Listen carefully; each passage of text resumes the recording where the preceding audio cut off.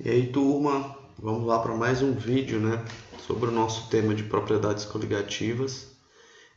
Como a gente conversou no outro vídeo em sala, esse conteúdo eu dividi em dois vídeos, porque um era só falando das questões teóricas, sem precisar realizar os cálculos, né?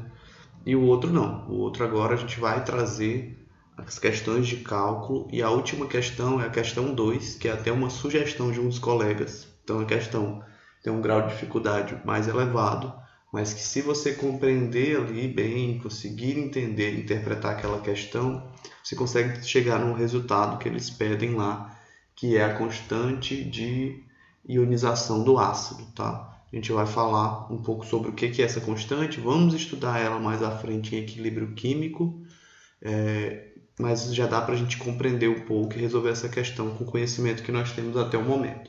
Então vamos lá, cada questão, vou comentar, fazer a parte dos cálculos, e aí são questões do banco de questões do tema 4 de vocês. Vamos começar aqui com a questão 13 lá do banco de questões. Então o enunciado dela é o seguinte: em países de inverno rigoroso, pode ser adicionado anticongelantes nos radiadores dos carros para evitar o congelamento da água. Então isso costuma ser utilizado, adicionado alguma substância na água para evitar, né, para que através da propriedade coligativa haja uma redução da temperatura de congelamento dessa água, né? Porque uma das consequências quando a gente adiciona um soluto dentro de um solvente, esse soluto diminui essa temperatura.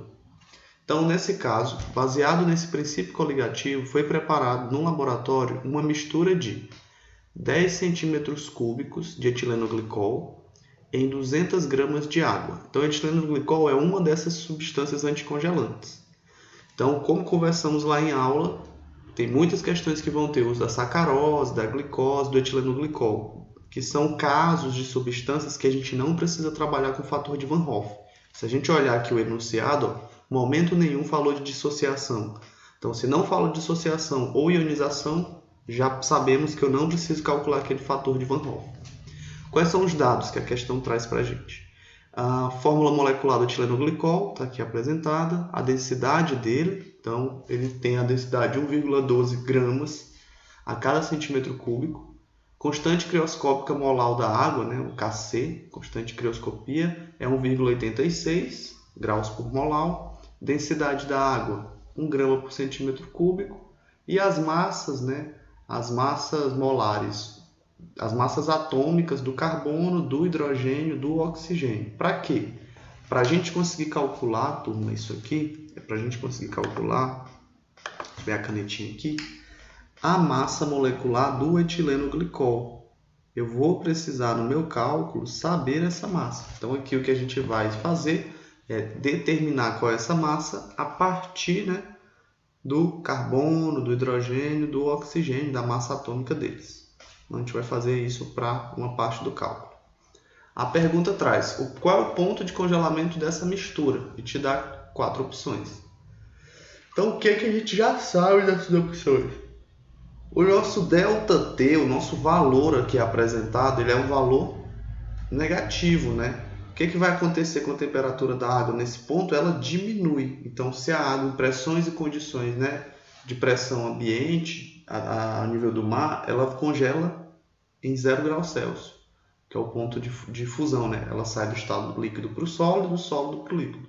Então, quando a gente adiciona etileno glicol, que é um solvente, um soluto, o que acontece? Essa temperatura diminui. Para que valor?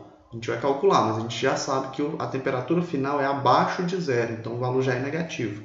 Então, ou é A, ou é a B, ou é a C, que é o ponto de congelamento vai ser abaixo de zero. Por isso a gente adiciona etileno glicol. Como é que a gente vai calcular? Então, para os cálculos, já deixei separadas as nossas equações base, para a gente já trabalhar com elas aqui. Estão apresentadas no slide seguinte. Então, está aqui as equações que a gente usa para as propriedades coligativas. Tá? Eu não coloquei o fator de Van Hoff aqui, mas quando a gente precisar, a gente adiciona o izinho aqui do lado, como fizemos na aula. Então, no nosso caso, o que eu quero é essa terceira opção aqui, né, que é da temperatura. É essa daqui que eu vou querer, temperatura de congelamento, de congelação, né? Então, nesse ponto, o que eu preciso para calcular essa temperatura? Eu preciso do Kc, que é a constante de crioscopia, né, crioscópica da água, 1,86, e preciso da molaridade. Então, o primeiro passo é chegar nessa molaridade. Como é que a gente calcula a molaridade? Então, deixa eu colocar aqui, né? Primeiro passo é calcular. Vou botar só o W mesmo.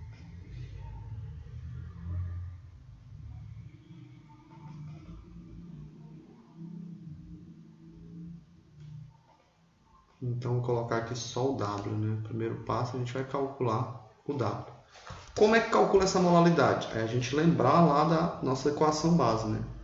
A molaridade, ela é a divisão entre o número de mols e a massa de solvente em quilogramas. Mas a gente usa uma equação para deixar isso mais fácil, para não precisar calcular o número de mols, depois fazer outro cálculo. A equação é essa daqui. É 1000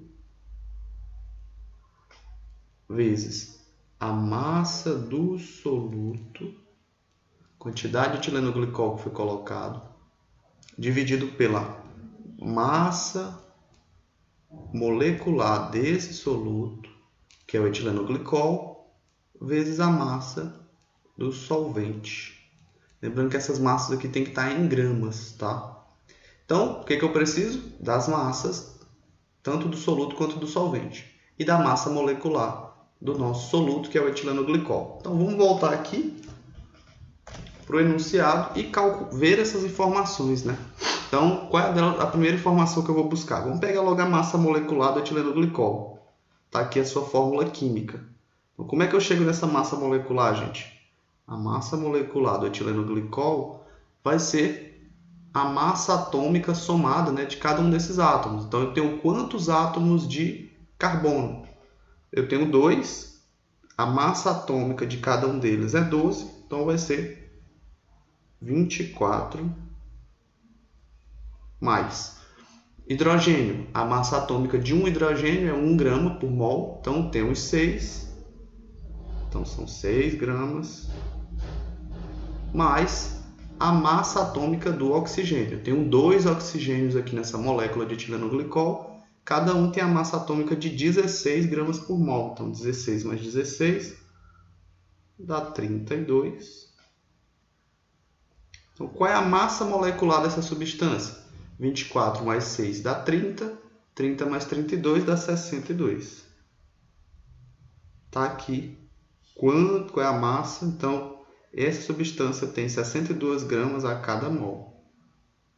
Se eu pesar 62 gramas de etilenoglicol, eu tenho 1 mol dessa substância. Está aqui a primeira informação. Então, muitos vestibulares podem trazer para testar se o aluno tem essa noção, para que serve a massa atômica e como é que você chega na massa molecular. Então, está aqui a primeira das informações. Massa molecular nós já temos. Qual é a massa do etilenoglicol? O que a questão diz? Baseado no princípio coligativo, foi preparado no laboratório uma mistura de 10 centímetros cúbicos de etilenoglicol. Ele não te dá a massa, e sim o volume. Só que ele te dá a densidade. Então, se você sabe o volume, sabe a densidade, você chega na massa. Então, o que é que indica? Que a densidade do etilenoglicol é de 1,12 gramas por centímetro cúbico. Então, em 1 centímetro cúbico eu tenho 1,12. Em 10 centímetros cúbicos eu terei 10 vezes esse valor. Então, quando eu multiplico por 10, 1,12 vira 11,2. Então, eu tenho a massa desse soluto 1,2. Opa, 11,2. 11,2 gramas. E a nossa massa do nosso solvente é a água, que já vem no enunciado aqui. Então, a água, a massa dela é de 200 gramas. Opa, ficou feio aqui.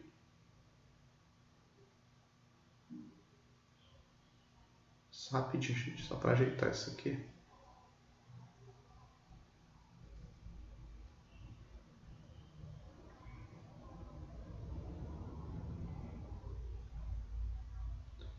gramas. Tá aqui as 3 informações. Massa molecular do etilenoglicol, que é o nosso soluto, massa do soluto, massa do solvente. Vamos aplicar na equação da molaridade e achar o número de molar que temos, né, com esse valor, joga na equação para calcular a temperatura, a variação da temperatura de congelamento. Então, vamos lá para essa aplicação. Então, nós teremos que W é igual a 1000 vezes. Então, qual é a massa do soluto etilenoglicol? Foram colocados lá 11,2 gramas. Qual é a massa molecular dessa substância?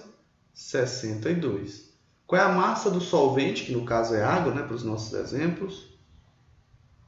200. Então, quanto dá essa nossa resolução? Então, vou fazer aqui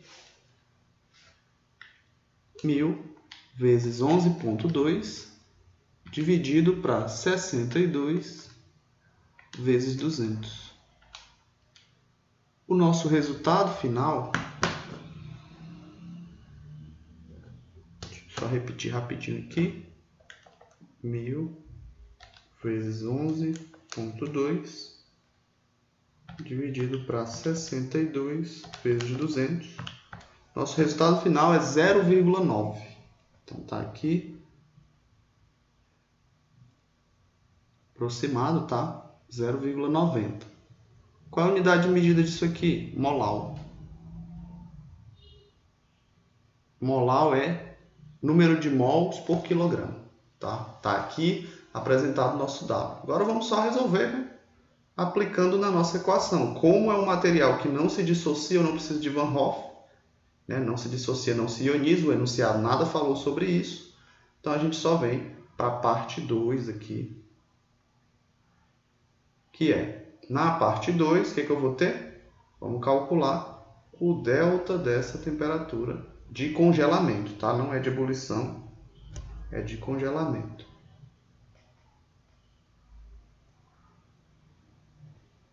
De congelamento. Como é que calcula ele? Tá ali apresentado, né? Precisamos nem repetir ali. Então, vai ser o delta de congelamento é igual a Kc, que é a constante de crioscopia, né? Constante que é dado no enunciado, que é 1,86, vezes a molaridade, que é 0,90.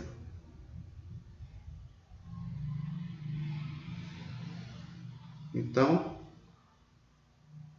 está aqui o nosso resultado final, dá 0,90 vezes 1,86.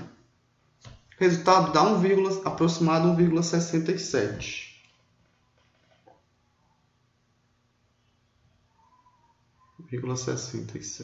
graus Celsius. Então, qual é a nova temperatura? Então, antes da adição do etilenoglicol, a água, ela tem como ponto de fusão, né, ponto de congelamento, 0 graus Celsius. Mas como a gente sabe que o ponto de congelamento diminui, né, nas regrinhas lá das propriedades coligativas, então se é em 0, agora o nosso resultado, né, a temperatura vai ser menos 1,67.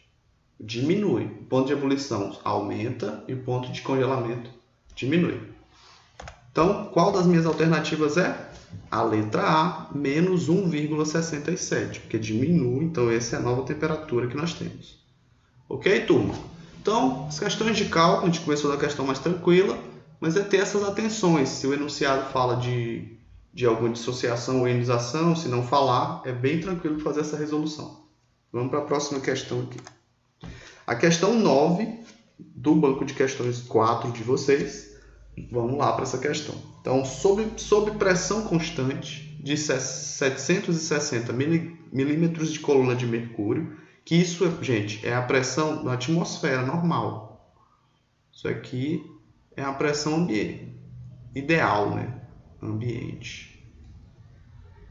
Então, ao nível do mar, essa é a pressão que temos. Então, sob essa pressão, uma solução aquosa de cloreto de sódio, que é o composto básico do sal de cozinha, ela apresenta uma temperatura de congelamento de menos 3,72 graus Celsius. Então, tinha água, foi dissolvido, foi adicionado sal nessa água, e aí uma das coisas que acontece é diminui o ponto de congelamento. Então, é isso que a gente verificou aqui. Diminuiu para um valor de menos, né, 3,72 graus Celsius. Esse é o valor novo depois que adicionou a quantidade de sal. Sabendo dessa informação, vamos verificar. Assinale a alternativa que contém o número de íons do soluto dissolvidos em 1 kg do solvente. Então, eu quero saber o número de íons. Já está falando aqui, não o número de moléculas, o número de íons. Então, se estamos falando do sal de cozinha, estamos falando sobre íons, já fica a deixa de que aqui eu tenho que usar o fator de Van Hoff, como a gente falou, para sais, ácidos e bases. Essa questão, eu trouxe ela para a gente comentar, isso ela não fala sobre o coeficiente de dissociação. Quando não falar, subentende que ele é igual a quanto? 100%. O enunciado fala que ocorreu a dissociação, porque ele fala dos íons, né, a quantidade de íons que temos dissolvidos. Não te dá o alfa, que é o coeficiente, então se não te der, porque ele já está admitindo que tudo foi dissociado, que houve toda essa divisão. Então, o que eu quero saber? O número de íons que tem misturados no solvente, tá? Em 1 kg desse solvente. Vamos lá, como é que a gente vai calcular isso? Para começar, eu vou relembrar com vocês que a gente estudou na aula, que é por que eu tenho que usar o fator de Van Hoff nesse caso. Cloreto de sódio, que é o princípio base do sal, quando a gente pega ele lá no potinho, né, no recipiente, ele está no estado sólido. Quando a gente dissolve essa substância em água, o que a gente verifica é que há uma dissociação, ele se divide, a molécula quebra, divide em duas partes, formando o íon sódio mais o íon cloro, né? Sódio é um cátion e o cloro é um ânion, carga positiva, carga negativa. Os dois se dissolvem na água e aí eles se dividem. Então, isso é o que acontece. Então, para cada molécula de sal, eu tenho duas moléculas formadas, duas partículas formadas, né? Para cada molécula aqui eu tenho duas. Então, eu vou ter que lembrar disso quando cair sal, uma base ou um ácido. O que a questão quer saber? Quantos íons eu tenho dissolvidos em água? A partir de qual informação? De que essa mistura diminuiu a temperatura de congelamento para esse valor. Então, aqui eu já sei o ΔT de congelamento, que é esse valor. Eu sei a constante crioscópica e o que eu quero descobrir é o número de íons, a quantidade de partículas que nós temos. Então, vamos lá, vamos fazer essa segunda questão. Vamos comentar aqui no próximo slide onde é que está a equação que a gente vai usar. Vamos lá para as equações, eu deixei todas já escritas no slide seguinte para ajudar a organizar aqui. Então, é essa que a gente vai usar. Que informação que eu estou buscando aqui, professor? Eu vou achar a molalidade. Vamos lembrar o que é molalidade, né? Eu sempre falo para vocês, a gente usa as equações, a molalidade ela representa número de mols por quilograma de solvente. Aí a gente usa aquela equação base, né? Que é 1000 vezes a massa do soluto, a massa do soluto dividido pela massa molecular do soluto vezes a massa do solvente. A gente resolve por lá, mas é isso aqui que representa a molalidade. Tá? A molalidade na sua base é desse modo. A gente resolve daquele modo porque fica mais fácil do que ter que calcular o número de mols, depois aplicar aqui. Então, é a massa do solvente em quilogramas, tá? Até botar aqui o Mzinho. Massa do solvente em quilogramas. Então, se eu achar o valor de W, eu acho o número de mols, que é o que ele está querendo saber, é o número de partículas, né? Então, tá aqui como a gente vai resolver. A nossa questão aqui, gente, tem o fator de Van Hoff.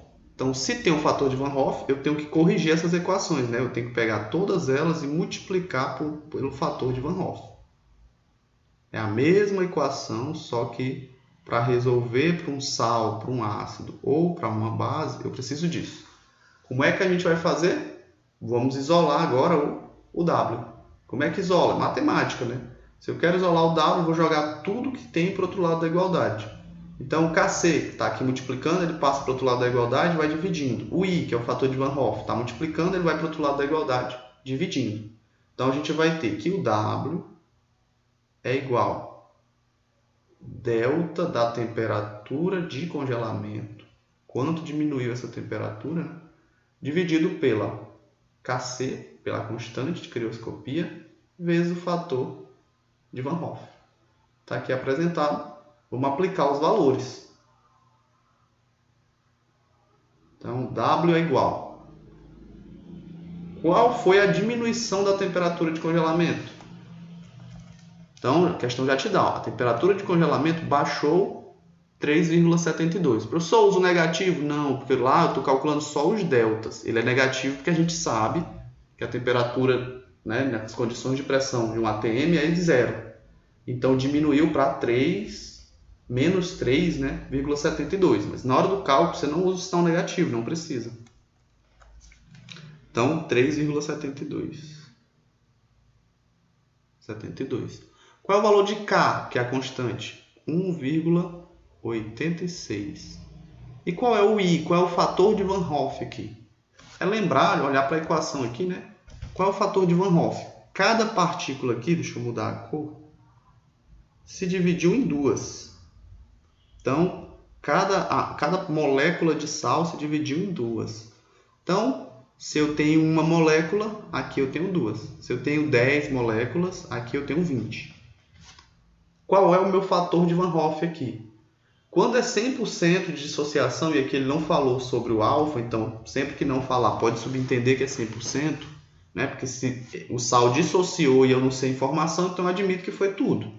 Não pode dizer, foi 1%, mas a questão não disse isso. Então, se você sabe que dissociou e a questão fala é um sal, e eu quero saber o número de íons, então eu estou admitindo que houve essa dissociação, a divisão. Então, para cada molécula eu tenho duas. Qual é o meu valor de Q, então? Q, que é a quantidade de partículas que se dividiu, é igual a 2. Quando é 100%, o valor de Q é igual ao fator de Van Hoff, é igual a I. Quando é 100%. Mas a gente pode ir lá provar, né? Como é que calcula o fator de Van Hoff? I é igual a 1 mais a alfa, que é a constante de dissociação, que aqui não foi informada, vezes Q menos 1.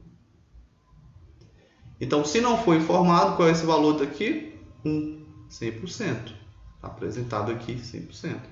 Então, o meu I vai ser igual a 1 mais a alfa, que é 1, vezes o meu Q. Quantidade de partículas que se divide são 2, menos 1. Então, quanto é que dá isso aqui? 2 menos 1 dá 1. 1 vezes 1 é o próprio 1. 1 mais 1 é igual a 2. Então, turma, sempre que for 100% de dissociação, o teu valor de Q é igual ao valor de I. Quando não for 100%, o alfa é 80%. Aí tem que vir fazer o cálculo, porque não vai dar mais o valor de Q. Ok? Que indica o quê? Que aqui as propriedades coligativas são 2 vezes mais afetadas. Porque em vez de eu ter só uma molécula dissolvida, eu tenho 2 partículas dissolvidas. Então, não importa a espécie química, o que importa é a quantidade de partículas dissolvidas para a propriedade coligativa. Então, está aqui, o I é igual a 2. Vamos lá colocar, né? Vou dar a corzinha aqui. Em vermelho. Opa, riscou ali, depois eu apago. Então, é igual a 2. Quanto é que dá o meu valor da molalidade? Então, 3,72 dividido para 1,86 vezes 2. Nosso resultado é igual a 1. Então, a nossa molalidade é 1 molar. Que indica o quê? Que eu tenho 1 mol a cada quilograma, que é isso que indica, né? De solvente, de água no caso. Já tem essa informação, tá aqui. Diz o quê? Se o valor é 1 mol para cada quilograma de água. Turma, quanto é que vale 1 mol em número de partículas? Que é isso que ele quer saber, né? Vamos voltar lá no enunciado. Assinale a alternativa que contém o número de partículas, número de íons, né? do soluto dissolvidos em 1 kg de solvente. Então, para 1 kg, quantas partículas eu tenho? O que a gente calculou é que eu tenho 1 mol para cada quilograma, né? 1 molar diz isso, 1 mol a cada quilograma. Então, nesse caso, a nossa alternativa correta é a letra A, porque vamos lembrar, né, que 1 mol é como se fosse uma dúzia, é um conjunto de partículas, né, de moléculas ou de átomos. Então, e esse conjunto tem quantos? Enquanto uma dúzia são 12 unidades, 1 mol é 6 vezes 10 a 23 unidades. Então, se lá deu 1 mol para cada quilograma, nossa resposta é essa aqui, ó. Isso aqui é o número de partículas que eu tenho, número de íons que eu tenho dissolvidos na água. Então, essa segunda questão é uma questão que não pediu para você calcular a variação da temperatura, mas a partir dela você chegar na concentração molar. Tem muitas questões que fazem isso também, tá? Te dá o delta de temperatura para tu isolar e encontrar o W, por exemplo. Muitas vezes é isso. Ok? Então, segunda das questões que a gente já fez hoje. Vamos para a próxima aqui. A questão, essa daqui é a questão 20 do banco de questões 4 de vocês. O ponto de ebulição do etanol em determinadas condições é 78,22 graus Celsius. Então, está aqui a temperatura. Então, numa pressão num ambiente lá. Não especificou aqui, mas essa é a condição. Ao dissolver um pouco de fenol no etanol, então o que eu estou fazendo quando eu dissolvo essa substância orgânica? Eu estou adicionando um soluto. Quando a gente faz isso, o que vai acontecer com as propriedades coligativas? Vão se alterar, né? Então, o que acontece? Ao dissolver um pouco do fenol no etanol, o estudante de química produziu uma solução com um ponto de ebulição de 78,82 graus Celsius. Está aqui apresentado. 78,82. Então, subiu a temperatura de ebulição, que é o que acontece, né? Só para relembrar, o que acontece quando a gente adiciona? A pressão máxima de vapor diminui, então a evaporação se torna mais difícil. Quando eu adiciono um soluto, né, num solvente, o ponto de ebulição, o ponto de ebulição aumenta, o ponto de congelamento diminui, né, a temperatura de congelamento, e o fenômeno de osmose ele aumenta. Então é um para baixo, um para cima, um para baixo, um para cima. Beleza? Então, o que aconteceu quando eu adicionei o fenol no álcool? O ponto de ebulição aumentou. Seguindo a propriedade coligativa, é isso que vai acontecer. Sabendo desse aumento, de quanto foi esse aumento, a gente vai verificar qual é a molalidade dessa solução. Qual é a sua molalidade? Qual é a informação que nós temos? Que para o etanol, a constante de ebulição ebuliométrica é 1,2. Por que mudou, professor? Vamos lembrar, né, que essa constante ebuliométrica ela é para cada tipo de solvente. O da água é 0,52, o do álcool é 1,2, para cada material vai ter 1. Porque, no geral, como eu falei, os nossos exemplos são com água. Mas aqui é um exemplo que eu posso usar outras substâncias que valem também as nossas propriedades coligativas. Então, aqui é uma questão simples, vou resolver até aqui com vocês aqui mesmo. Qual é a equação que a gente usa? Então, a nossa equação para calcular a variação da temperatura de ebulição é bem parecida com a de congelamento, né? Então, ΔT de ebulição é igual a constante ebuliométrica vezes o nosso W. No enunciado, turma, momento nenhum se falou sobre dissociação, ionização. A gente não está falando de um ácido, nem de uma base, nem de um sal. É álcool e fenol. Então, se eu não estou falando sobre essas propriedades, não tem fator de Van Hoff. Fator de Van Hoff aqui não precisa, não precisa procurar o valorzinho de I. Só isso aqui já resolve para a gente. Beleza? Então está aqui apresentado. Qual é a propriedade que eu estou buscando? O W. Eu quero saber qual é o valor desse W. Então vamos lá, isolar ele, né? Matematicamente, como é que eu faço para isolar? Passa o K para o outro lado da igualdade. Está multiplicando, ele vai dividindo. Então, a molalidade vai ser o delta de temperatura da ebulição dividido pela constante ebuliométrica. Qual é o valor desse delta? Para saber esse delta, turma, é pegar as temperaturas, né? Então, o que acontece com a temperatura? Ela aumenta. A temperatura final ela é maior do que a temperatura antes de adicionar, né, o fenol. Então, como é que fica esse delta? delta de temperatura de ebulição vai ser 78,82, que é a temperatura que ele tem depois que adiciona o fenol, menos 78,22, que é a temperatura que ele vai possuir após adicionar o fenol. Então tá aqui, ou antes de adicionar o fenol, né, só do álcool puro. Um menos o outro vai dar 0,6. Então tá aqui o quanto aumentou a nossa temperatura de ebulição da substância por eu adicionar outra, né, que no caso é o fenol. Aplicando esses valores, o que a gente vai ter? Vou colocar aqui embaixo, tá? Meio sem espaço. Que o W é delta de temperatura. A temperatura aumentou 0,6. E esses valores sempre ficam positivos, como a gente conversou, tá? Sempre positivo. 0,6. Qual é a constante ebuliométrica? 1,2. Então, quanto é que dá isso aqui, né? Quando eu pego 0,6 e divido para 1,2. Então, aqui já é bem tranquilo de fazer. Dá 0,5. Então, tá aqui a nossa resposta. Qual é a molaridade dessa solução? 0,5 molar. Está aqui apresentado, é a letra C. Então, muitas questões vão fazer isso. Eles vão te dar os deltas para tu isolar o W também. Eles gostam de fazer isso. Ou para isolar o fator de Van Hoff. Pode ser que eles peçam em alguma situação, mas o mais comum é desse modo aqui. Vamos lá para a próxima questão. Temos mais duas questões aqui sobre esse tema. A última questão que um colega pediu para a gente fazer, então é uma questão mais complexa, vou ter um pouco mais de tempo. Então, vamos lá. Vamos para a questão 32, tá?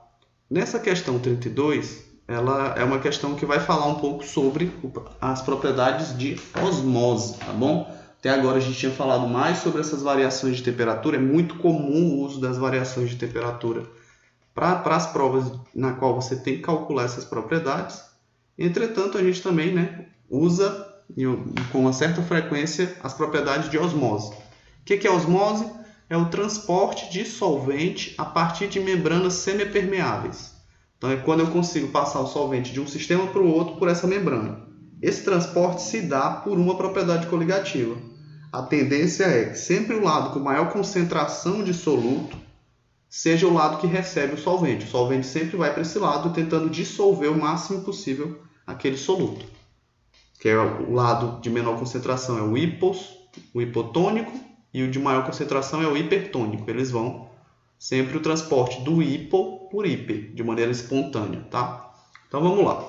Uma grande preocupação ao administrar medicamentos endovenosos em pacientes é com relação à pressão osmótica, tá? Então, tá aqui a nossa primeira informação. Quando você vai administrar, vai colocar alguns medicamentos em pacientes via, né, venosa, a gente tem essa dificuldade porque uma das preocupações é a pressão osmótica, para evitar o quê? Que haja esse transporte para dentro das hemácias das substâncias. Porque se eu coloco em pressões diferentes, pode acarretar, e concentrações diferentes, pode acarretar o processo de osmose, fazendo com que eu tenha células que recebam uma quantidade muito grande de solvente, e aí quebre a membrana, ou eu ter uma desidratação dessas células. O mesmo acontece com as hemácias, tá?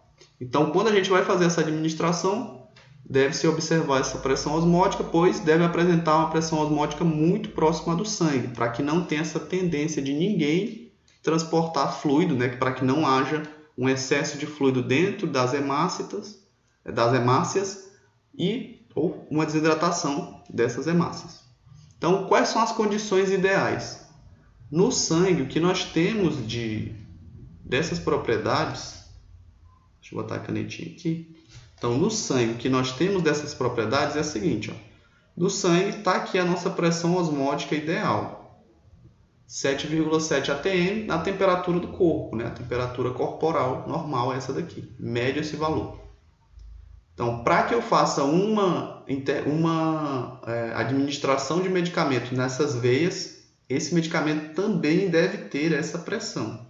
Se for abaixo ou se for acima, tem um risco do processo de osmose acontecer. Ou eu incho as hemácias, ou eu posso desidratá-las.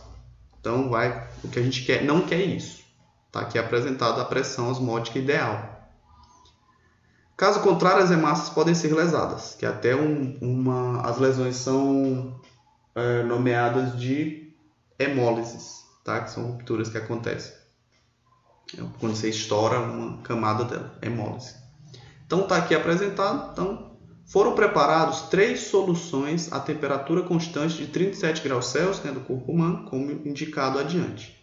Assinale as alternativas em relação à pressão osmótica e assinale verdadeiro ou falso para essas alternativas. Dado: constante universal dos gases, 0,082 atm vezes litro, dividido para mol, Kelvin. Então, a nossa temperatura que a gente vai trabalhar vai ser em Kelvin. Tem que lembrar que para a pressão osmótica eu preciso da temperatura em Kelvin. Tá aqui as 3 soluções preparadas. Então, a solução A. Preparou-se uma solução de cloreto de sódio. Tá aqui o nosso velho bom sal de cozinha aqui. Cloreto de sódio é o Na. Cai bastante esse rapaz aqui. Cl. Tá aqui. Segundo, dissolveu-se 0,54 gramas de glicose. Então tá aqui a glicose em 10 ml de água. Tá aqui a nossa glicose. Cai bastante também nessa parte. Então qual é a fórmula da glicose? A glicose são 6 carbonos. São 12 hidrogênios e são 6 oxigênios. Está aqui apresentado. E por último, preparou-se uma solução de cloreto de cálcio. Cloreto de cálcio é Cl2.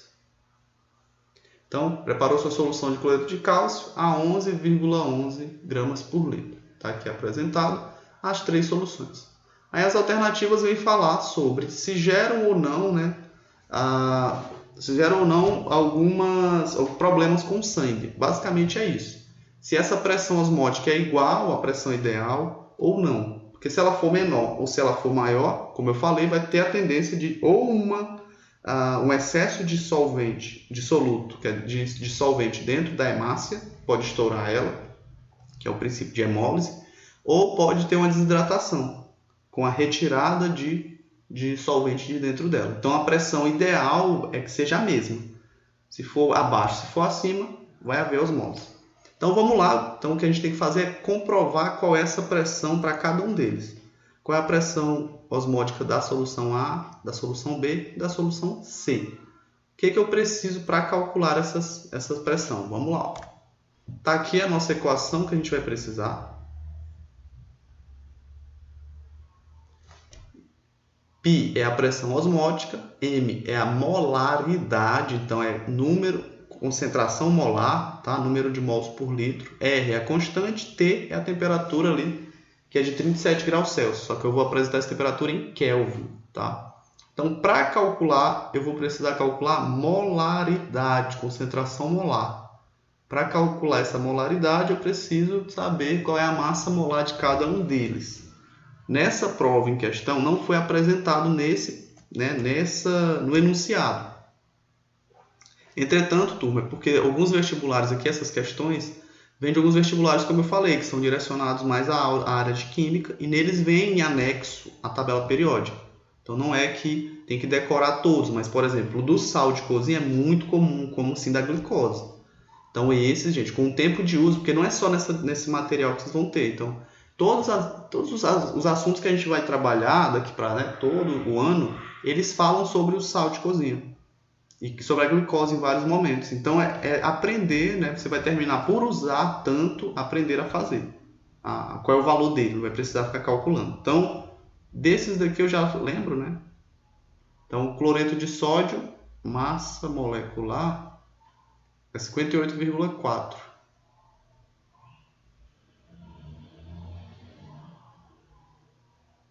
Da glicose, tá aqui a massa molecular dela, 180.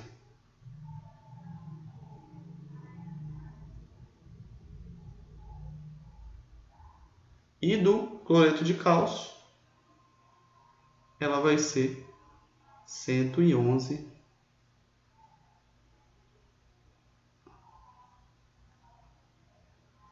gramas por mol. Tá aqui. Preciso decorar todos? Não, mas com o tempo de uso, vocês vão pegando e lembrando desses valores aqui. Então, quanto mais vocês praticam questões, o objetivo dos vídeos é trazer esse relato aqui dessas questões, maior a chance de vocês lembrarem pelo menos os principais, o cloreto de sódio, a glicose, já são os que a gente usa com maior frequência nas provas. Então, esses não precisa nem ficar procurando. Já é para até o final do ano todo mundo lembrar, tentar aprender a usá-los sempre, né? Está aqui apresentado os valores. Com eles, agora a gente vai calcular as pressões osmóticas. Então, vamos lá. Solução A, vamos separar aqui. Solução A. A solução A, turma, é a solução do cloreto de sódio. Então, o cloreto de sódio é um sal que se enquadra naquela situação de Van Hoff. O sal se divide em duas partes. Ele se dissocia depois que se é dissolvido em água. Então, ele se divide aqui em duas partes. Então, o seu Q, que é a quantidade de partículas que eu tenho após a dissociação, é 2. Como lá ele não fala momento algum sobre o percentual, né, se é 100%, se é 80%, o que fica subentendido? Que é 100%. Então, o Q é igual ao I. Quando é 100%, o Q é igual a I. Quando não, tem que calcular usando a fórmula lá, que o I é 1 mais alfa vezes Q menos 1. Aqui a gente comentou na última questão sobre isso. Está aqui o I, da nosso primeiro caso. Então, quando eu falar sobre sais, tem que lembrar que nesses casos eu preciso do fator de Van Hoff. Então, na solução A e na solução C eu preciso, que é o cloreto de cálcio, também é um sal. Na solução B, que é a glicose, não precisa. A glicose não é um sal, nem um ácido, nem uma base. Então, lá eu não preciso. Ok? Então, tem alguns casos em que a gente vai ter que lembrar. Porque é muito comum esses exemplos, como cloreto de sódio, como cloreto de cálcio. Eu até comentei em aula isso com vocês. Tem que lembrar de alguns. Está aqui a nossa primeira solução, né? Qual é a informação que a gente tem lá? Que foi preparada uma solução com a concentração de 0,2 mol por litro. Então, aqui já me deu a concentração molar, né? Eu não preciso calcular a concentração molar, esse Mzinho. Então, qual é a concentração molar? 0,2 mol por litro. Está aqui apresentado. Esse aqui é bem tranquilo, não vou precisar nem calcular. Sabendo disso, vamos calcular a pressão osmótica. Então, qual é a pressão osmótica da solução A? Π, que é a nossa pressão osmótica, é igual a concentração molar, 0,2 vezes o R, que é a constante, 0,082, constante dos gases, vezes T. Essa temperatura dá quanto, gente? Olha, as três soluções foram feitas em 37 graus Celsius. Então, uma temperatura em Kelvin é igual a uma temperatura em graus Celsius mais 273. Isso aqui é lá das regrinhas de conversão de temperatura. Termometria lá em física. Então, essa temperatura em Kelvin dá quanto? Dá 37 mais 273.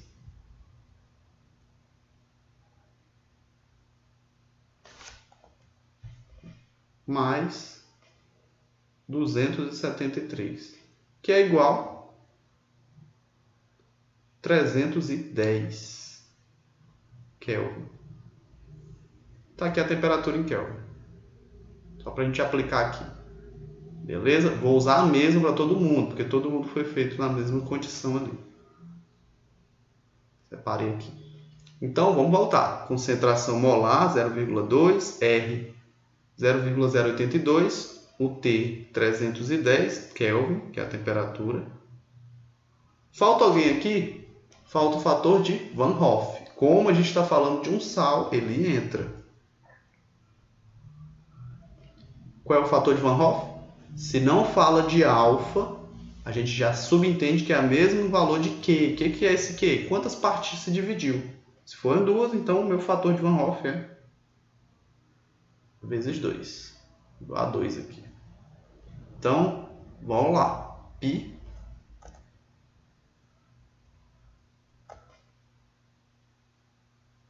E é igual. Quanto é que vai dar isso? Vamos pegar aqui. 0,2 vezes 0,082 vezes 310 vezes 2. 0,2. Beleza, deu isso mesmo. Então, o nosso resultado foi igual a 10,17. Dá aproximadamente 17. Vou botar completo aqui, porque deu só esses 3 números. Qual a unidade de medida? É pressão em ATM. Então, isso indica o quê? Que esse valor é mais alto, ele é maior do que o valor do sangue. A pressão osmótica dessa solução é maior do que a do sangue. O que isso tende a fazer? Que o sangue, que as hemácias, né, as hemácias transportem solvente para essa solução. Então, se eu aplico isso na veia, as minhas hemácias vão se desidratar, elas vão jogar o solvente para tentar dissolver essa quantidade de sal. Então, nessa quantidade é perigoso, porque eu posso fazer uma desidratação dessas hemácias.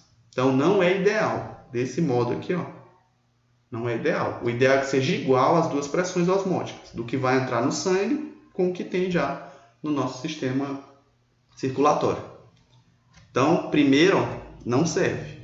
Vamos para a segunda. Vou mudar a cor aqui para B. Vou botar outra cor. Vou fazer aqui mesmo, tá? Acho que cabe. Se não couber, tem mais um slide aqui. Então, solução B. A solução B, turma, eu estou falando do glicose. Então, a glicose não tem fator de Van Hoff. Não preciso mexer com isso. Só para sais, ácidos e bases. Então, como é que a gente vai fazer? Então, nesse caso, o que a gente vai fazer é o seguinte. Vamos voltar lá, observar a informação. Então, dissolveu-se 0,54 gramas de glicose em 10 ml de água destilada. Então, aqui ele não me dá a concentração molar. Tenho que calcular essa concentração. Como é que calcula? Calcular o número de mols, dividir pelo volume em litros. A gente vai fazer desse modo aqui. Calculamos isso, pronto, a gente já tem o nosso resultado para calcular a pressão osmótica. Não preciso calcular o fator de Van Hoff, né? Como é que eu calculo essa concentração molar? Eu vou apresentar uma equação que a gente até comentou em aula, que um colega comentou. Vou usar ela aqui com vocês, mas fica a critério. Eu gosto de calcular, para explicar, desse modo. Número de mols, que aí é massa dividido pela massa molecular, dividido pelo volume do solvente em litros. Está aqui.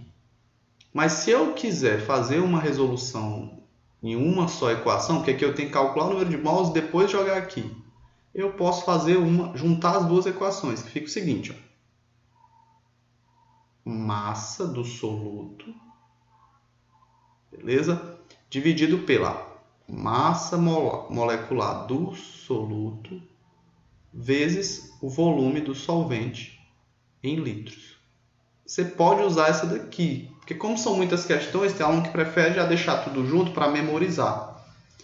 Como eu vou explicar para vocês, eu gosto de explicar de onde vem, mas você pode usar essa, que ela é a mesma coisa que fazer essas duas etapas, calcular o número de mols e depois aplicar o volume. Vou fazer essa com vocês para mostrar mais uma ferramenta para vocês calcularem, né? Então, a concentração molar é igual. Quantas gramas de glicose foram dissolvidas, né, para fazer a solução? 0,54.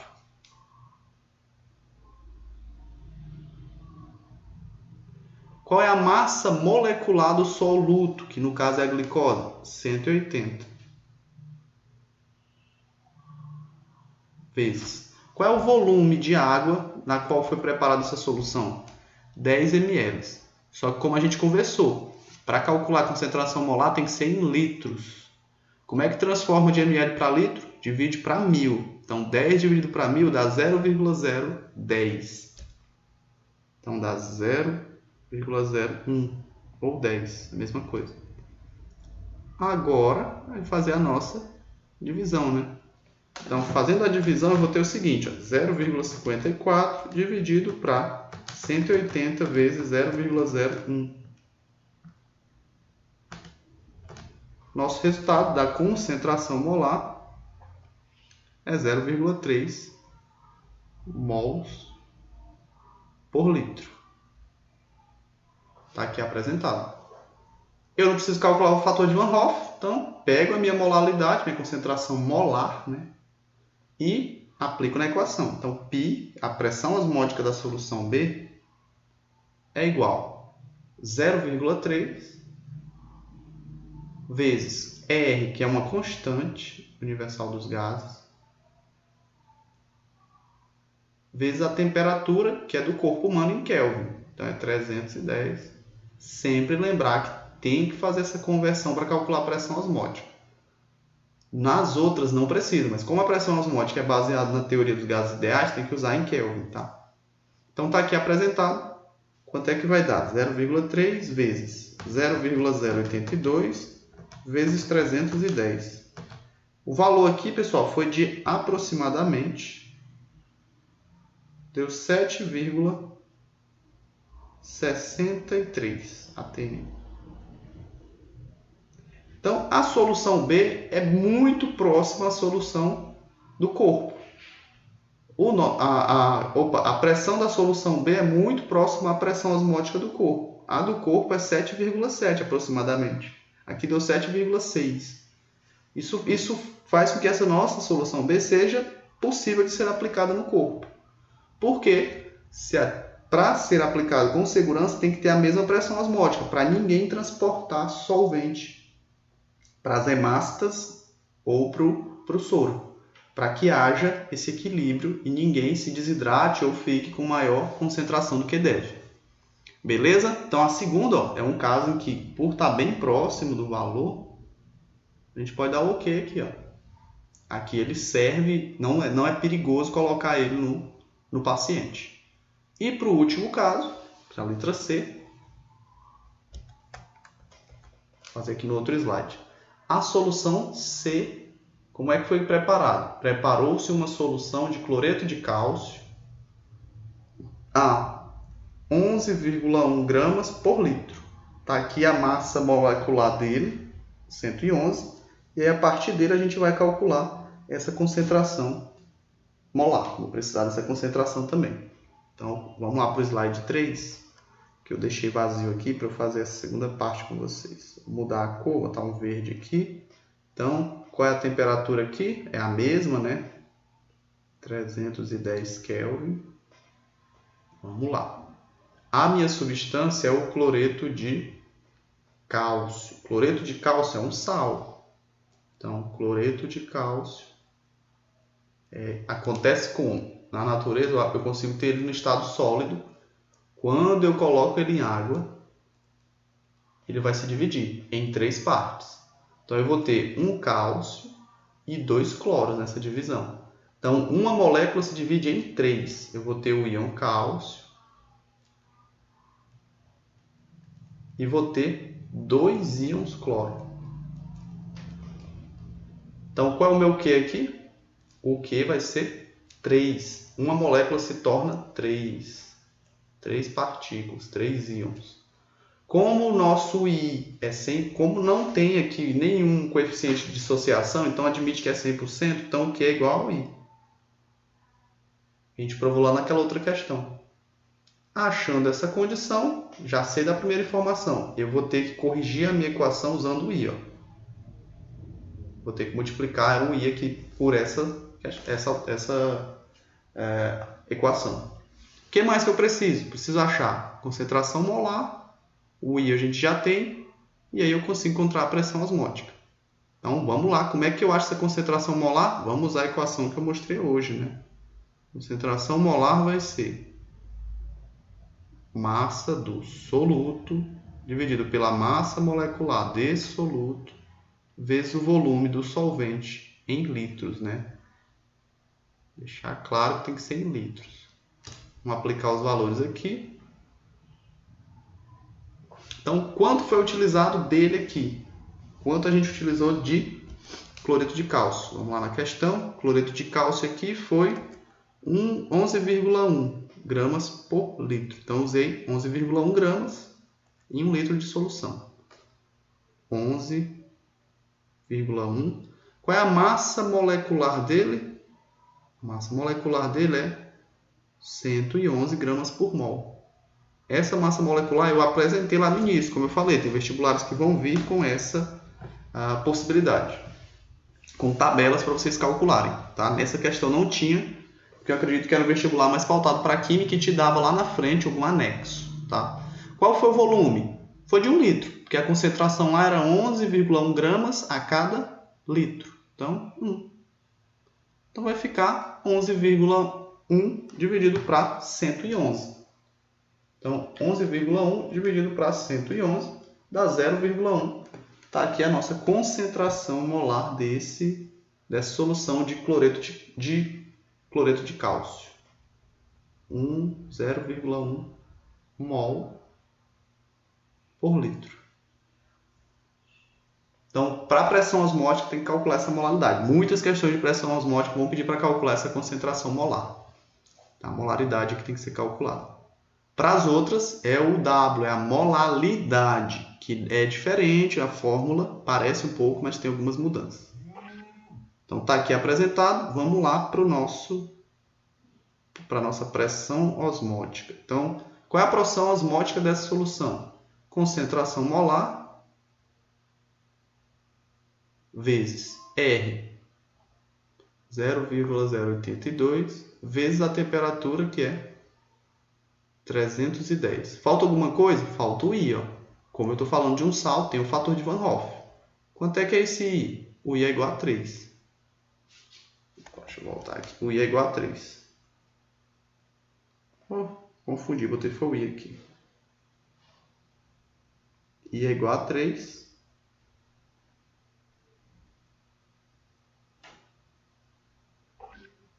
E aí nós temos que π é igual. Vamos calcular aqui. 0,1 vezes 0,082 vezes 310, que é a temperatura do experimento, né?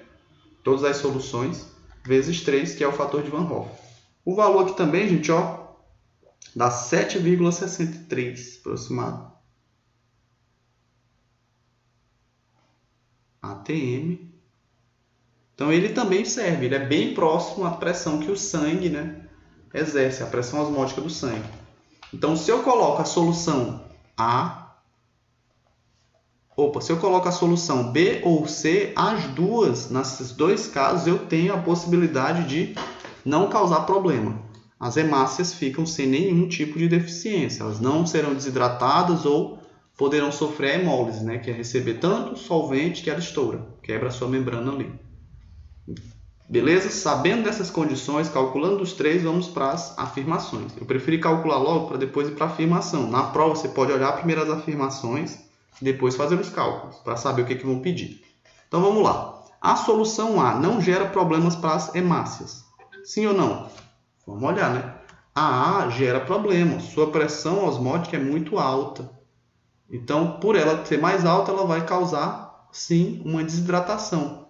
As hemácias vão transportar o seu solvente interno para o lado de fora, tentando dissolver essa solução. Então, a letra A, tá? É uma alternativa falsa.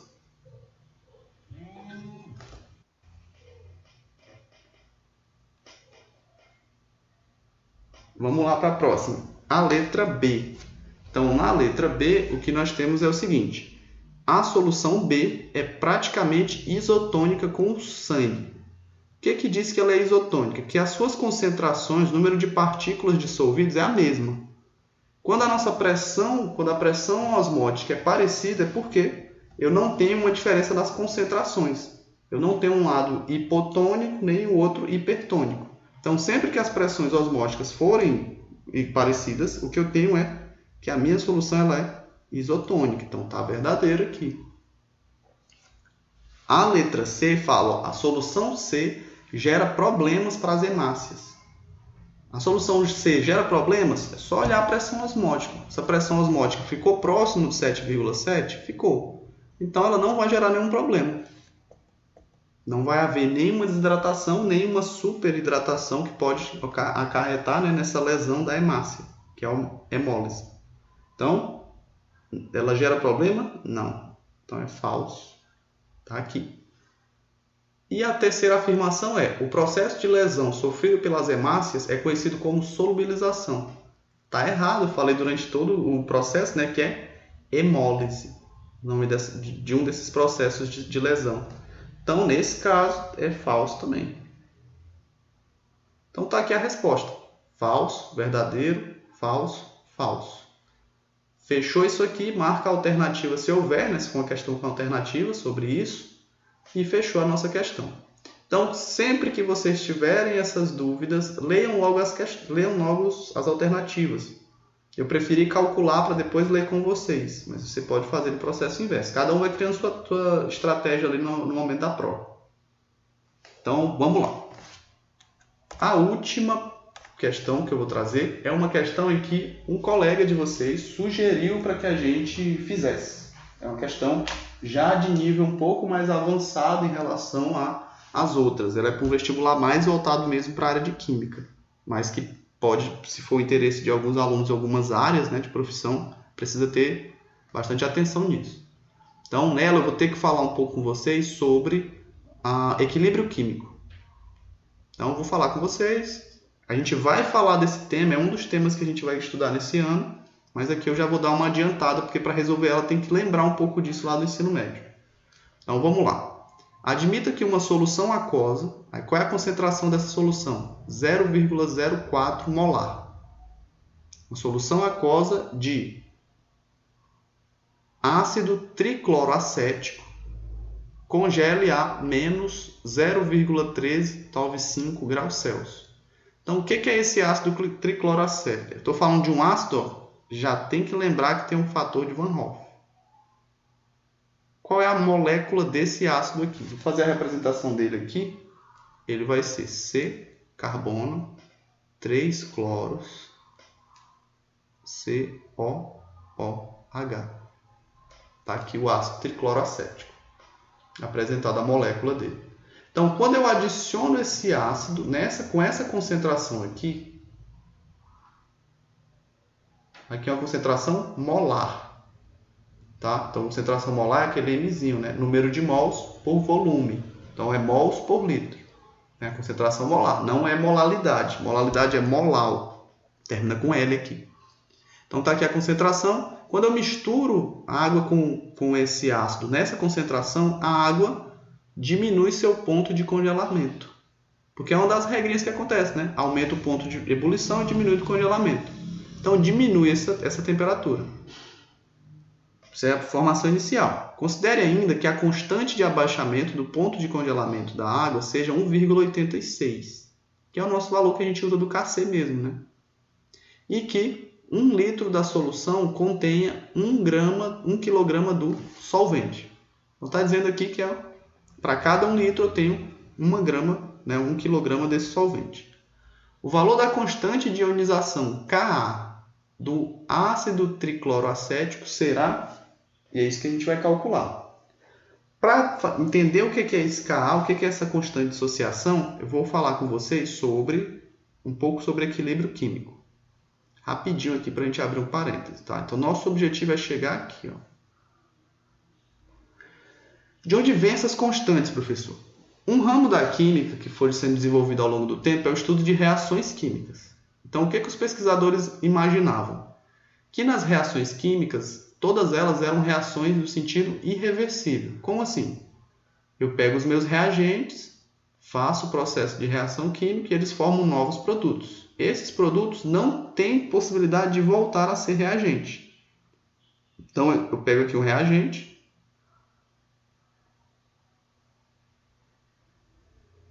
mais outro. Então, elementos químicos qualquer.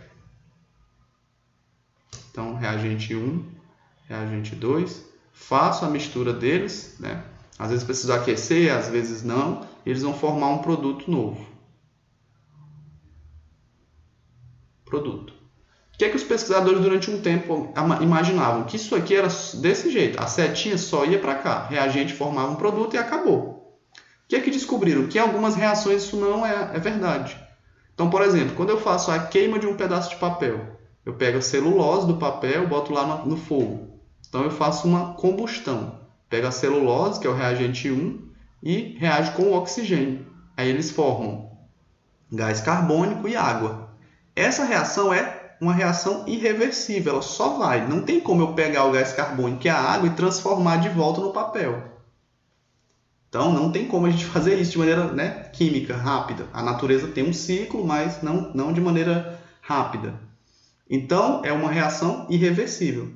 Mas outros mecanismos de reações, como dissociações, como diluições, como algumas reações de ácido e base, eles verificaram que existe sim uma via contrária, em que uma parte dos reagentes forma o produto e que o produto, ao longo do tempo, volta a se transformar nos reagentes. Isso pode acontecer quimicamente. Esse estudo é o estudo de equilíbrio químico, que é um conteúdo que a gente fala mais à frente. Então, desse estudo de equilíbrio químico, surgiu essa modalidade de reações. São reações reversíveis que a gente chama. Os químicos, para poderem calcular essas concentrações, então, qual é a concentração final que eu vou ter de reagente? Porque agora não é mais zero, né? Porque antes pensava que tudo ia ser consumido e aí o reagente ficava zero e o produto 100%. Então, se eu tivesse aqui 10 moléculas desse lado, eu teria que ter 10 desse outro no final do processo e aqui eu não teria nada. Então, o que eles verificaram, não, que dessas 10, 8 tornam o produto, mais 2 voltam como reagente. Então, eles precisavam, por surgir essa nova classe de reações, eles começaram a calcular para tentar entender. E aí, desses cálculos, surgiu as constantes de equilíbrio químico. Que essas constantes trazem o quê? Um valor numérico que representa essa relação entre quantas moléculas foram se tornar o produto e quantas voltaram a se tornar reagente. Porque eles encontraram que ao longo do tempo isso se equilibra. Não é que é a mesma quantidade dos dois lados, é que a mesma quantidade de produto de reagente forma o produto e alguma quantidade de produto vai formando reagente. Então é como se das 10 moléculas desse lado, 8 se tornassem produto e 2 voltassem sempre como reagente. Aí se essas 2 formarem um produto, volta 2 para reagente. Ficou em equilíbrio. Sempre 8 de um lado, 8 de um lado e 2 do outro. Só para exemplificar, tá? Então, se eles encontraram essa condição, eles queriam ver maneiras de calcular, de prever isso aqui sem precisar ir para o laboratório testar. A maneira que eles acharam foi usando essas constantes de equilíbrio. O que as constantes dizem? A constante de equilíbrio, ela vai calcular para a gente o seguinte. Ela vai calcular a divisão entre a concentração, a gente representa aqui no cochete, a concentração dos produtos. Então, quanto de produto eu tenho? Cochetezinho é para indicar que é uma concentração, dividido pela concentração dos reagentes. Então, se eu tenho 2 reagentes, é 1 vezes o outro, tá? Então, é reagente 1 vezes a concentração do reagente 2. Se eu tiver mais produtos, é o produto 1 vezes o produto 2, tá? Então, é daqui que surgem as constantes de equilíbrio. Um valor numérico que me ajuda a calcular essas situações, para eu não precisar ir para o laboratório fazer o teste, porque padronizaram esses valores. Dentre as constantes de equilíbrio, que são representadas pela letra K, tem algumas que são mais úteis assim, para a química analítica, por exemplo. Dentre elas está a constante de dissociação do ácido. Porque o que confere, o que é a característica de um ácido? Assim como o sal, ele é uma substância que, quando misturado com água, ele se divide. Então, os sais se dividem a molécula em pedaços, o ácido também. Só que o ácido, a divisão dele é muito específica. Ele sempre faz a divisão, né, no ácido clássico, retirando o seu hidrogênio. O hidrogênio se divide e o restante da molécula se mantém juntinho aqui. Então, o que acontece nessa situação? Vamos lá. Quando eu pegar o nosso ácido tricloroacético e dissolver ele na água, o que vai acontecer com ele? Ele, por ser um ácido, vai fazer o processo de ionização, dissociação, que a gente chama. Ele vai retirar o seu H, tá? E aí vai ficar assim, ó. Uma molécula menos, mais, um H mais. Todo ácido faz esse comportamento. O hidrogênio sai e fica o restante da molécula. O hidrogênio sai com a carga positiva e o restante da molécula fica negativo. Então, o que os pesquisadores descobriram? que essa reação não é somente nesse sentido.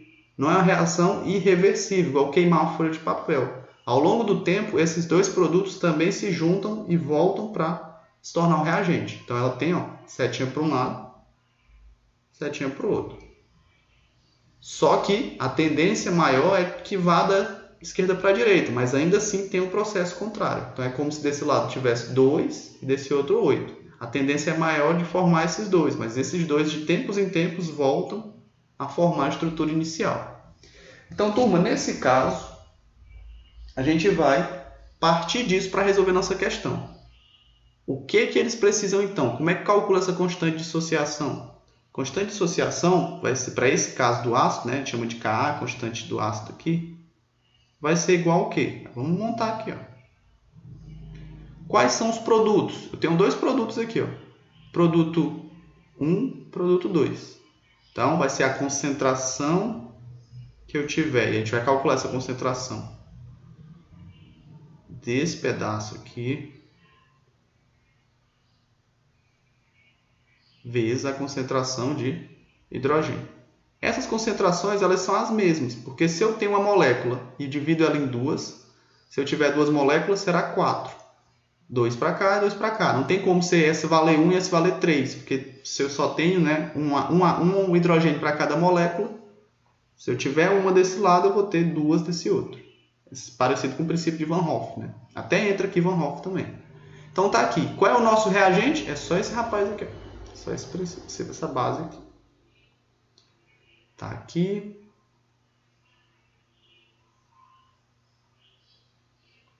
Então, qual é o nosso objetivo dessa questão? Achar esses valores para encontrar o Ka, que é essa constante.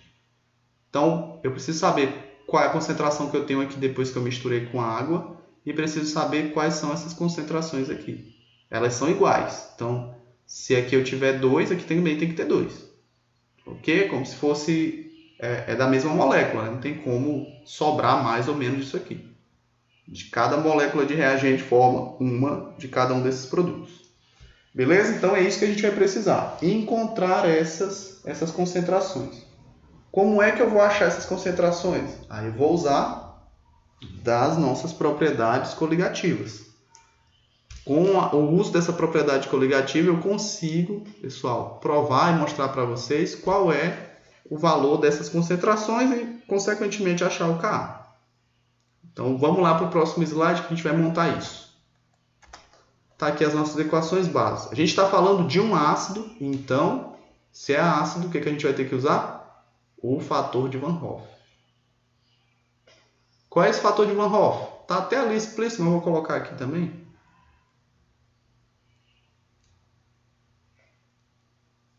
Então, quando ele é misturado com água, ele vai se dividir em duas partes, né?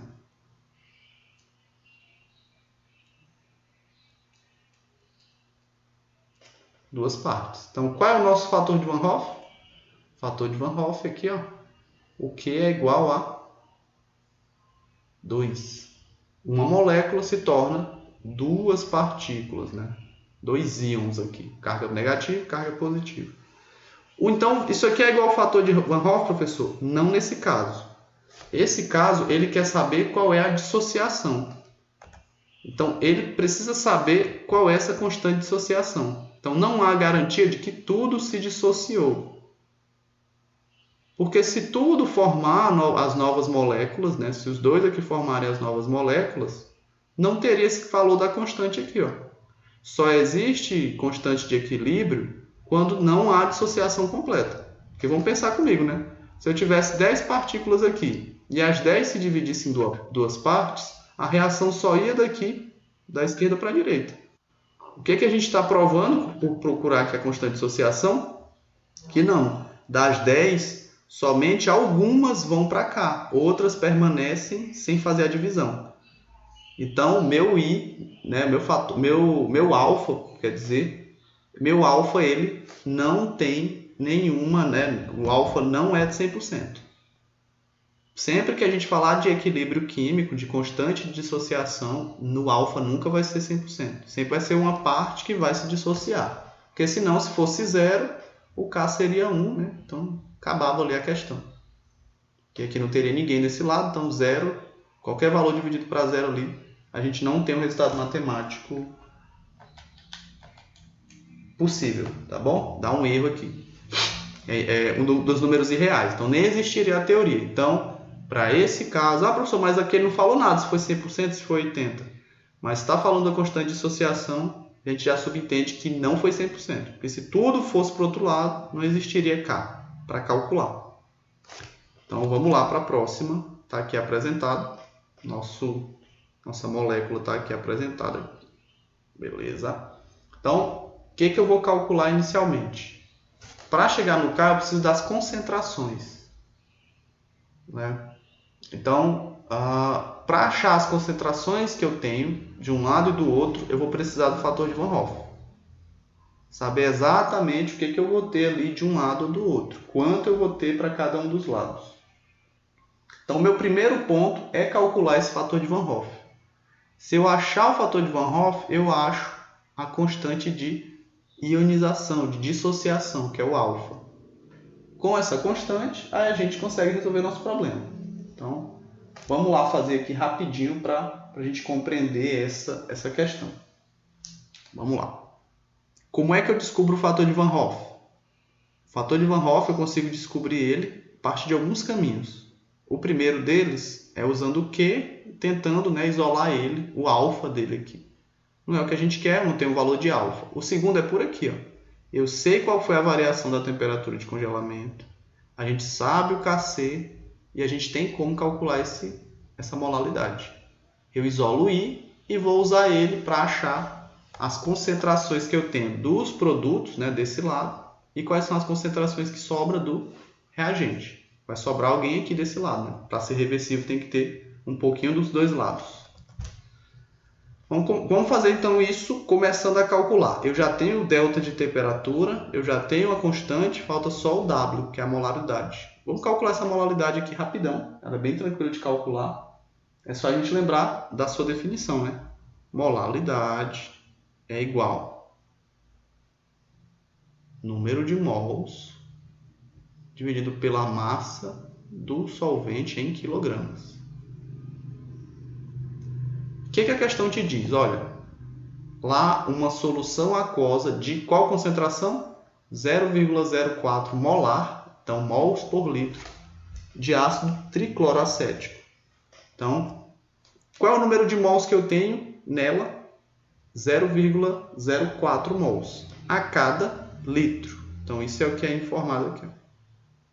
Concentração molar, 0,04 mols a cada litro.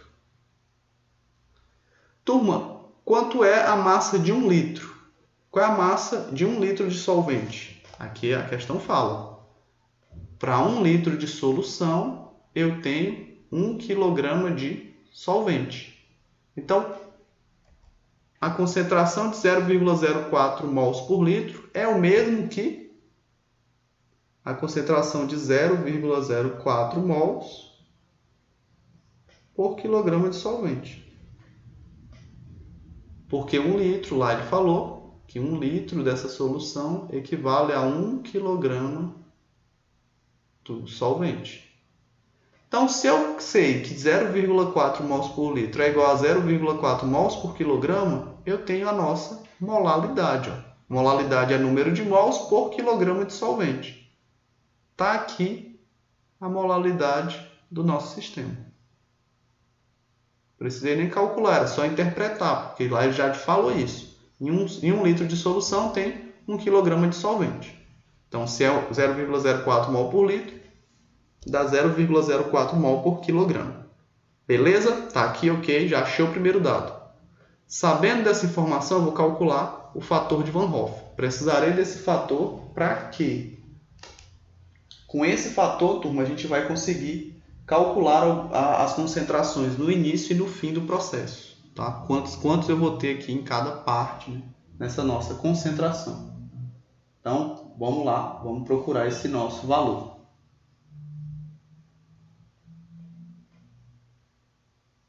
O nosso I, que é o fator de Van Hoff, como é que eu isolo?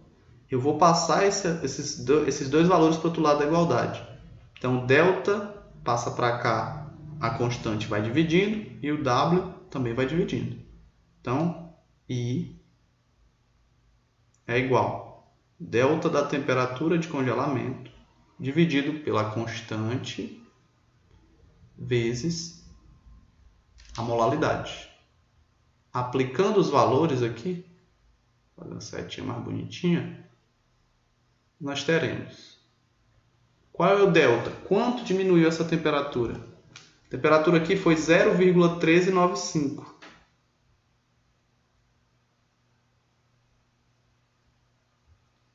Qual é a constante de crioscopia? 1,86.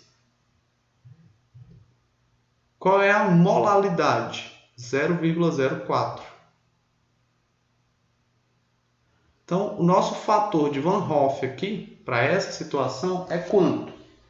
Então, o fator de Van Hoff, que a gente calcula aqui, né? O fator de Van Hoff vai ficar 0,1395 dividido para 1,86, que é a constante crioscópica da água, vezes 0,04. Então, esse valor de I é igual a 1,875. Está aqui apresentado. 1,875. Para que a gente precisa, professor? Para achar o alfa. O que é esse alfa? O alfa para a gente é a nossa constante, né, de dissociação. O coeficiente de dissociação. Quantas moléculas foram para o lado dos produtos e quantas moléculas ficaram do lado dos reagentes. É isso que ela vai dizer para a gente, tá bom? Por isso que eu vou precisar do alfa. Então, o primeiro passo era calcular o coeficiente de Van Hoff para encontrar o alfa. Como é que acha o alfa? É lembrar que esse alfa aqui a gente tem na equação de Van Hoff. I é igual a 1 mais alfa vezes Q menos 1. Qual é o Q aqui? 2, né? Divide em duas partes. Então, vamos aplicar os valores que a gente conhece.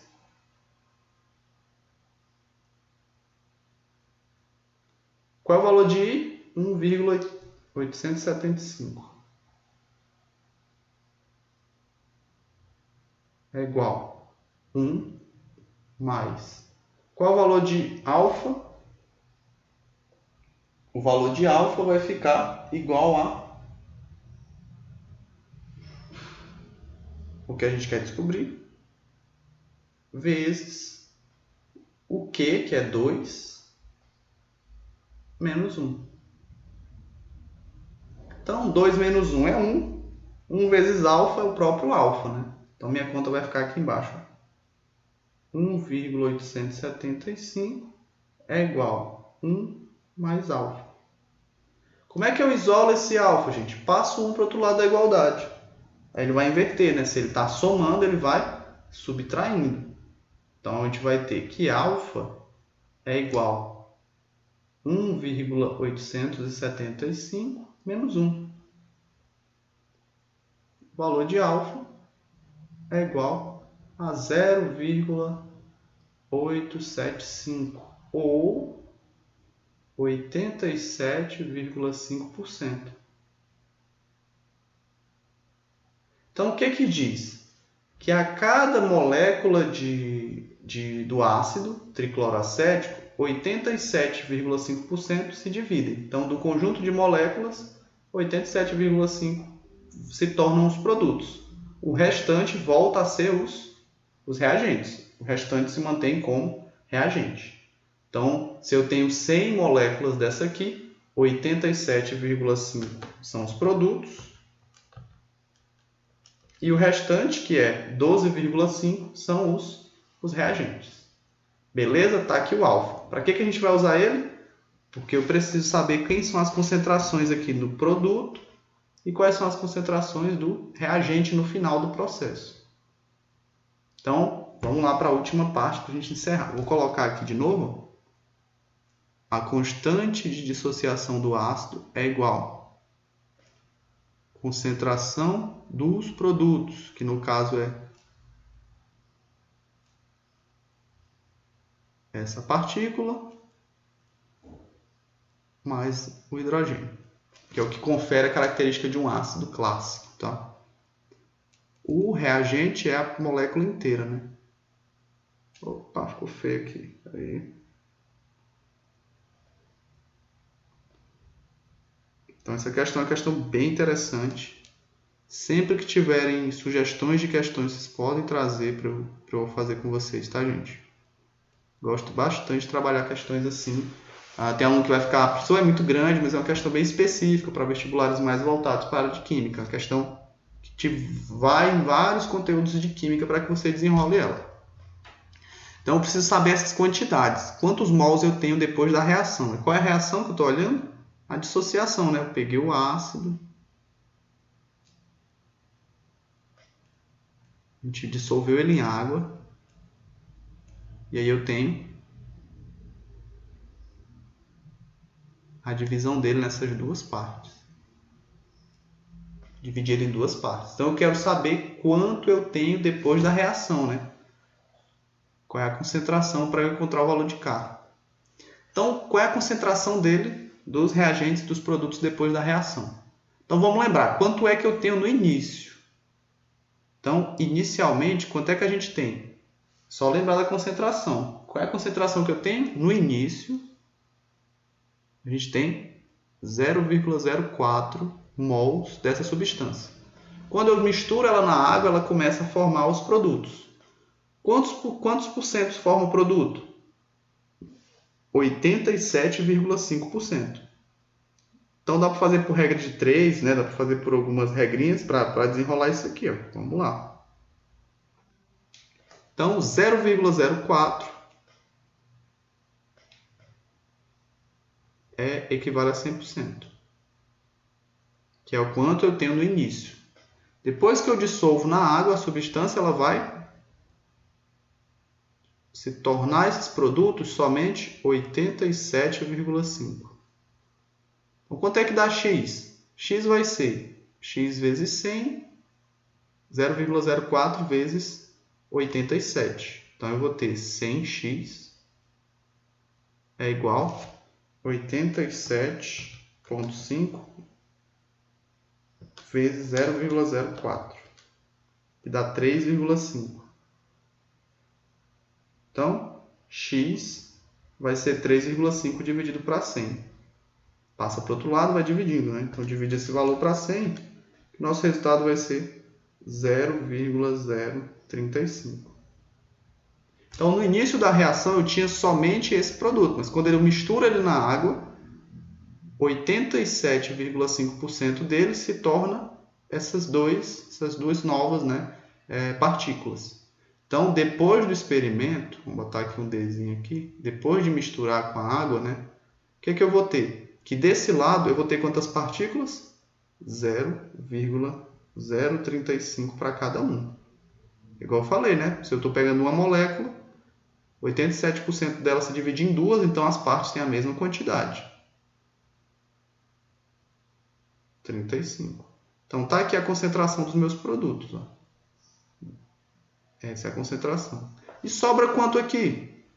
Olha, se eu tinha 0,040 e 0,035 se dividiram em duas partes, o que sobra aqui é só 0,005. Não sei se ficou claro para vocês isso, mas se eu tinha 0,4 e 0,04 e 0,035 formaram os produtos, o que sobra é somente esse valor. Então, sempre que eu falar de constante de equilíbrio, tem que sobrar algum valor. A reação vai para um lado, mas também vai para o outro. Então, o que aconteceu ao longo do tempo?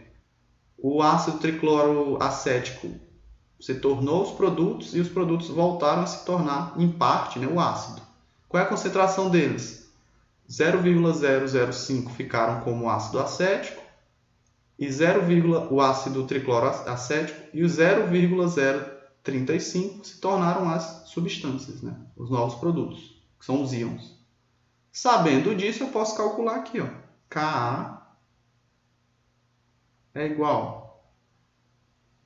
Qual é a concentração deles? É a mesma, né? Então, dá 0,035 vezes 0,035. Qual é a concentração do reagente no final? 0,005. Quanto é que dá isso? 0,035 ao quadrado dividido para 0,005. O valor é de 0,245.